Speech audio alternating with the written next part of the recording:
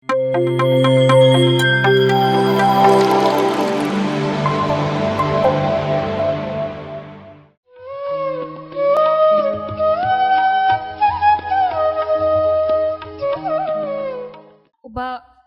ಯಾರೇ ಆಗಿರ್ಬೋದು, ಒಬ್ಬ ಮನುಷ್ಯ ಚಿಕ್ಕ ವಯಸ್ಸಿಂದನೇ ಧ್ಯಾನ ಮಾಡೋದಕ್ಕೆ ಶುರು ಮಾಡಿದ್ರೆ ಅವರಲ್ಲಿ ಅವರ ಜೀವನದಲ್ಲಿ ಇಂತಹ ಒಳ್ಳೆ ದಾರಿಯಲ್ಲಿ ನಡೀತಾರೆ.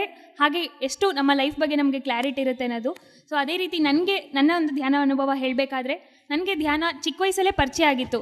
ಸೊ ಎಲ್ಲರಲ್ಲೂ ಏನು ಮಿಸ್ಕನ್ಸೆಪ್ಷನ್ ಇರುತ್ತೆ ಅಂದರೆ, ಧ್ಯಾನ ನಮಗೆ ಚಿಕ್ಕ ವಯಸ್ಸಲ್ಲ, ಧ್ಯಾನ ಯಾರೋ ವಯಸ್ಸಾದವ್ರು ಮಾಡೋದು, ಯಾರೋ ಸನ್ಯಾಸಿಗಳು ಮಾಡೋದು, ನನಗೆಲ್ಲ ಯಾಕೆ ಧ್ಯಾನ, ನಾವು ಈಗ ಎಂಜಾಯ್ ಮಾಡೋ ಏಜು, ನಾವು ಎಂಜಾಯ್ ಮಾಡಬೇಕು, ಧ್ಯಾನ ಎಲ್ಲ ಯಾರು ಮಾಡ್ತಾರೆ ಅನ್ನೋ ಒಂದು ಮಿಸ್ಕನ್ಸೆಪ್ಷನ್ ಇತ್ತು ನನ್ನಲ್ಲಿ.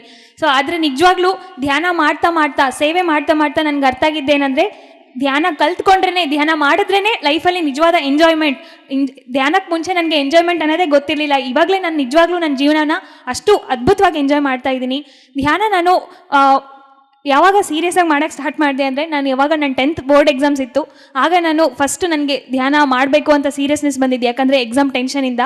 ಸೊ ಅದೇ ರೀತಿ ನಾನು ಪ್ರಿಪ್ರೇಟರಿ ತುಂಬ ಕಡಿಮೆ ಮಾರ್ಕ್ಸ್ ತೆಗೆದಿದ್ರು, ನಾನು ಎಕ್ಸಾಮ್ ಇದ್ದಾಗ ಧ್ಯಾನ ಮಾಡಿ ನಾನು 10th ಸ್ಟ್ಯಾಂಡರ್ಡಲ್ಲಿ 97.7 ಸ್ಕೋರ್ ಮಾಡೋಕ್ಕಾಯಿತು. ಆ್ಯಂಡ್ ಅದೇ ರೀತಿ ಸೈನ್ಸ್ ಸಬ್ಜೆಕ್ಟಲ್ಲಿ ನಾನು ಪ್ರಿಪ್ರೇಟರಿಲಿ ತುಂಬ ಮಾರ್ಕ್ಸ್ ಕಡಿಮೆ ತೆಗೆದಿದ್ದೆ. ಬಟ್ ಯಾವಾಗ ನಾನು ಸೈನ್ಸ್ ಸಬ್ಜೆಕ್ಟ್ಗೂ ನಾನು ಧ್ಯಾನ ಮಾಡ್ತಾ ಪ್ರತಿದಿನ ಧ್ಯಾನ ಮಾಡ್ತಾ ಓದಿ, ಅದೇ ರೀತಿ ಎಕ್ಸಾಮ್ ದಿನ ಕೂಡ ಧ್ಯಾನ ಮಾಡಿದ್ದಕ್ಕೆ ನಾನು 100/100 ಸ್ಕೋರ್ ಮಾಡಿದೆ. ಸೊ ಯಾಕೆ ಅಂದರೆ, ಮಕ್ಕಳಿಗೆಲ್ಲ, ಸ್ಟೂಡೆಂಟ್ಸ್ಗೆಲ್ಲ ನಾವು ಧ್ಯಾನ ಮಾಡೋದ್ರಿಂದ ಸೊ ನಾವು ಓದಿದ್ದನ್ನು ತುಂಬ ಈಸಿಯಾಗಿ ರೀಕಾಲ್ ಮಾಡ್ಕೋಬೋದು. ಆ್ಯಂಡ್ ನಮಗೆ ಓದಿದ್ದೆಲ್ಲ ನಮಗೆ ಎಕ್ಸಾಮ್ ದಿನ ಕೂಡ ಧ್ಯಾನ ಮಾಡಿ ಹೋಗೋದ್ರಿಂದ, ನಾವು ಎಷ್ಟೋ ಜನ ಸ್ಟೂಡೆಂಟ್ಸು ಎಕ್ಸಾಮ್ ದಿನ ತುಂಬ ಒಂದು ಟೆನ್ಷನಿಂದ ಹೋಗ್ತಾ ಇರ್ತೀವಿ. ಬಟ್ ಎಕ್ಸಾಮ್ ದಿನ ಕೂಡ ನಾವು ಧ್ಯಾನ ಮಾಡಿ ಅದೇ ಒಂದು ಸ್ಟೇಟಿಂದ ಹೋಗೋದ್ರಿಂದ ನಮಗೆ ನಾವು ಏನು ಅಂದ್ಕೊಂಡಿರ್ತೀವೋ ಅದು ಯಾವುದೇ ಒಂದು ಎಕ್ಸಾಮ್ ಆಗಿರ್ಬೋದು, ಒಂದು ಯಾವುದೇ ರೀತಿ ಕಾಂಪಿಟೇಷನ್ ಆಗಿರ್ಬೋದು, ಅದನ್ನು ನಾವು ಅಂದ್ಕೊಂಡಿರೋದಕ್ಕಿಂತ ಇನ್ನೂ ಬೆಸ್ಟಾಗಿ ಮಾಡ್ಬೋದು. ಸೊ ಇದು ಒಂದು ನನ್ನ ಅನುಭವ. ಅದೇ ರೀತಿ ಧ್ಯಾನ ಮಾಡ್ತಾ ಪತ್ರಿ ಸರ್ ಹೇಳ್ತಾ ಇದ್ರು, ನೋ ಮೆಡಿಸಿನ್ ನೋ ಡಾಕ್ಟರ್ ಅಂತ. ಅದೆಲ್ಲ ಸಾಧ್ಯನಾ ಅನ್ಕೊತಾ ಇದ್ದೆ. ಬಟ್ ಧ್ಯಾನ ಮಾಡ್ತಾ ಈಗ ಕಳೆದ ಒಂದು 6 ವರ್ಷದಿಂದ ನಾನು 99% ಯಾವುದಕ್ಕೂ ಮೆಡಿಸಿನ್ ತೊಗೊಳ್ಳಲ್ಲ. ನಾನು ಮುಂಚೆ ತುಂಬ ಮೆಡಿಕೇಷನ್ ತೊಗೊತಾ ಇದ್ದೆ, ಬಟ್ ನನ್ನ ಎಲ್ಲ ಮೆಡಿಕೇಷನ್ನು ನಾನು ಬಿಟ್ಬಿಟ್ಟಿದ್ದೀನಿ. No medicine no doctor, you can heal yourself ಅಂತ ಹೇಳಿರೋ ಪತ್ರಿಜಿ ಮಾತಿನೊಂದಿಗೆ ನಾನು ಕಂಪ್ಲೀಟಾಗಿ ನನಗೆ ಏನೇ ಆಗಲಿ ಪ್ರತಿಯೊಂದಕ್ಕೂ ನಾನು ಧ್ಯಾನದ ಮೂಲಕನೇ ನನ್ನನ್ನು ನಾನು ಹೀಲ್ ಮಾಡ್ಕೊತೀನಿ.